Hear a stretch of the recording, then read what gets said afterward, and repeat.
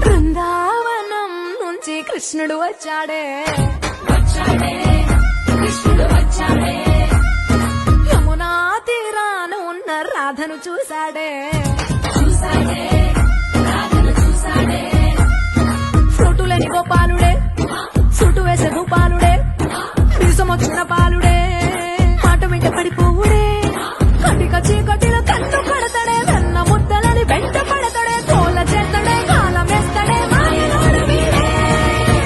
high Brindavanam నుంచి కృష్ణుడు వచ్చాడే వచ్చాడే